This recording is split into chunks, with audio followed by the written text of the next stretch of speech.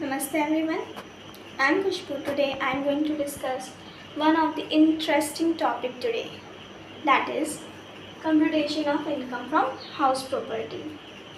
For filing income tax, the income is determined under different heads, that is income from salary, income from house property, income from business and profession, income from capital gains, and income from other sources.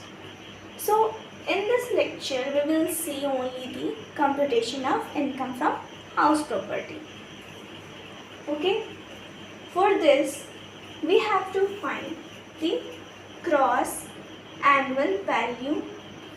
First, we have to find the gross annual value. Then, we have to subtract the municipal taxes.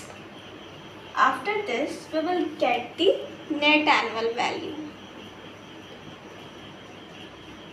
So after net annual value, we have allowed certain deduction under the section 24, that is standard deduction, interest on borrowed capital.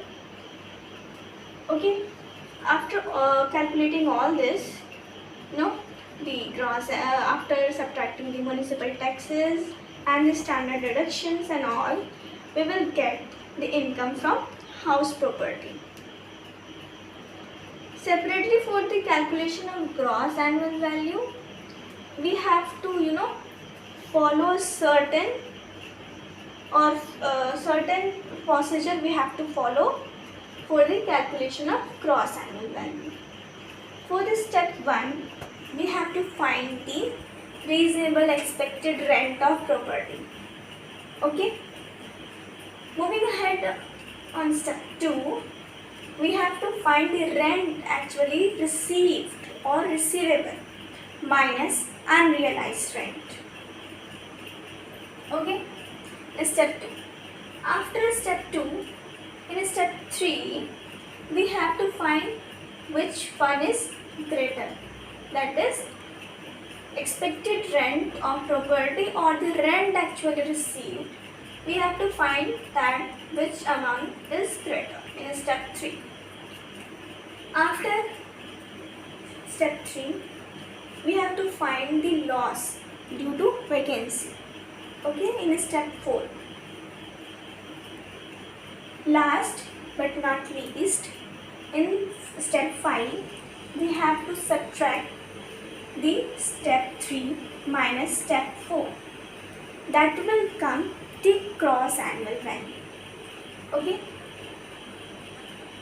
For the calculation of step 1, that is reasonable expected rent of property, I have taken an example here for the explanation of this, that how the expected rent of property will come. Okay, we have to see a certain condition over here, that is I have taken the person A, B, C, D and E, and the municipal value, fair rent, standard rent. Okay, municipal value is noted by MV, fair rent is FR, standard rent is SR. For person A, the municipal value is 30, fair rent is 37 and standard rent is nil, that is not given. For person B, municipal value is 30, fair rent is 37, standard rent is 35. For person C, the municipal value is 30, fair rent is 37, standard rent is 25.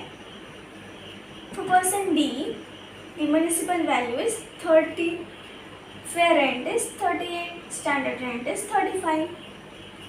For the person E, municipal value is 30, fair rent is 41, standard rent is 53. We will see all these cases one by one for the calculation of expected rent. Okay, for the person A, municipal value 30, fair rent 37 and standard rent that is not given. So in this case, we will take 37 as a fair rent, 37 fair rent as a reasonable expected rent. Moving ahead for person B, the municipal value is 30, fair rent is 37, standard rent is 35. In this case, we will take 35 as a reasonable expected rent. Okay. Moving ahead for the person C, municipal value is 30, fair rent is 37, standard rent is 25. In this case also, we will take the 25 as a reasonable expected rent. Okay. For the person D, municipal value is 30, fair rent is 38, standard rent is 35. So in this case, we again take the 35 as a reasonable expected rent. Okay. Moving ahead for the person E, last but not least. Okay. Municipal value is 30, fair rent is 41, standard rent is 53. So 41 is taken as reasonable expected rent. You will question why 41 is taken as a expected rent. In all cases, we have taken the standard rent as a reasonable expected rent. So in this case, we have to keep in mind that whichever amount is lower, that is fair rent or standard rent, whichever is lower, we will take only that amount. So in this case, standard rent is higher than the fair rent. Okay, so then we will take the 41 as a reasonable expected rent. So this all about the step 1, that is finding out the reasonable expected rent of for property. For step 2, that is the rent actually received for this rent of the previous year minus unrealized rent. Unrealized rent, the rent which is not realized, means that is not recovered. So we will subtract this unrealized rent from the rent of the previous year. From the rent of the previous year, we will get the rent received or receivable. For this, I have taken hypothetical data, that is 20,000 as a rent of previous year, and unrealized rent, that is 5,000. So the rent receivable is 15,000. So here this step 2 is completed. Summing all this, we will get the gross annual value. Okay, that is in step 1, MV, FR or SR. We have already seen all these cases here. In step 2, the reasonable rent means the rent actually received after the deduction, after the subtraction of unrealized rent in step 2. Then in step 3, we will see which one is greater, which one is higher in step 3. Okay. In step 4, we will subtract the loss due to vacancy. In step 5, last step in step 5, we will subtract the step 3 minus step 4. We will get the gross annual value in step 5. So, for the clarification of this, we will take some examples in our subsequent lectures. As I am giving this overview only, that how the income is calculated under the head of income from house property. Okay.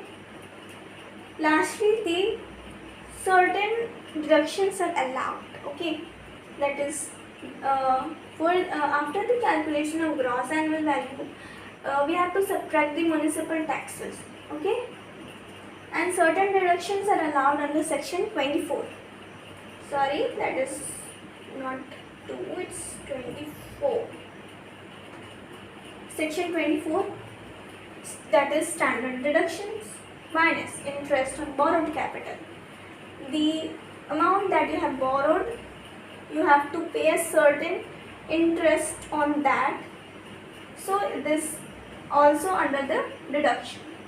Interest of pre-construction period. Sorry, not instruction. Interest of pre-construction period. Okay, this all under the section 24. We will get the all this deduction under the section 24. After summing all this, we come to a conclusion that the income is determined under the income from house property, that we have to first find the gross annual value, then we have to subtract the municipal taxes, then deductions, we have already discussed that certain deductions are allowed in under section 24, that will be subtracted, that will come after all these deductions, that will we will come to an end, that is income from house property. We will find the income from house property after all this calculation. So I hope you will understand this topic.